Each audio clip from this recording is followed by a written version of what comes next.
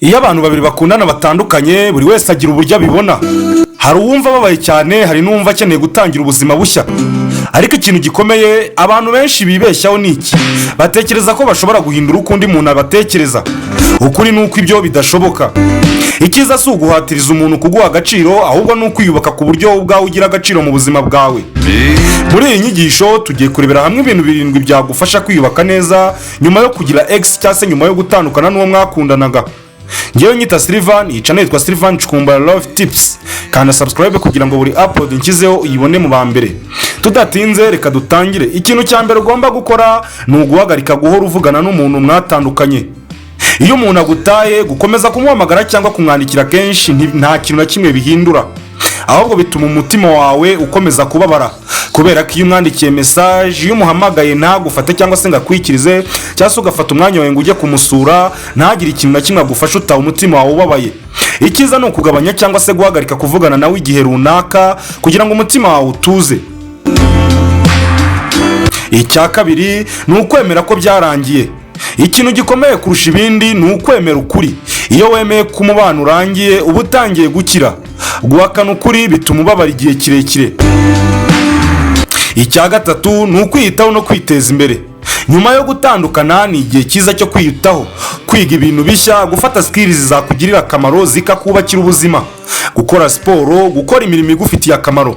Ibi bituma utekereza neza kandi ukongera kwiyubaka. Icya kane ni ukwirinda kujya ku mbuga nkoranyambaga gukora ibigaragara nk'umuntu wababaye cyane. Iyo uhora ushyiraho amafoto cyangwa amagambo agaragaza agahinda wagize, bituma ubabara ndetse ububabare bw'umutima bugakomeza kukwiyongeramo.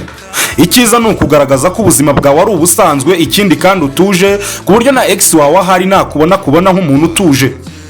Ikintu cya gatanu ni ukwigira ku byabaye. Buri kintu kiba gifite isomo. Nyuma yo gutandukana, ibaza uti ni iki nakosheje, ni iki nakwiga muri ibi, ni iki nakora mu gihe kizaza. Ibi bizagufasha gukura mu bwenge, ikindi ukamenya kwirinda ikibi n'icyiza, ukamenya kubitandukanya.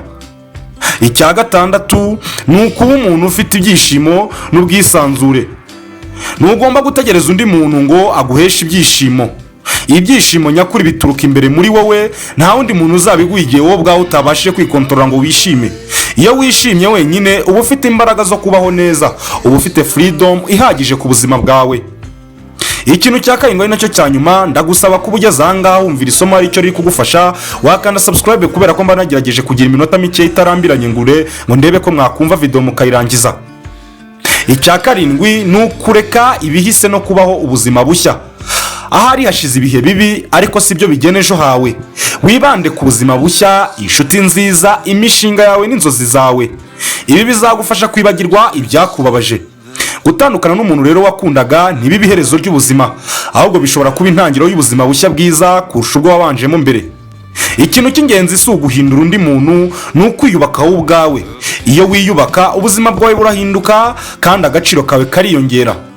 Niba hari icyo ukuye muri iyi nyigisho, ni iki: wige kwiyitaho, wige kwemera ukuri, kandi wubake ubuzima bwawe. Nitwa Sylvain, iyi channel yitwa Sylvain Cukumbura, ndagukunda, niyo mpamvu nkugiriye inama nawe wakanda subscribe. Mugire ibihe byiza.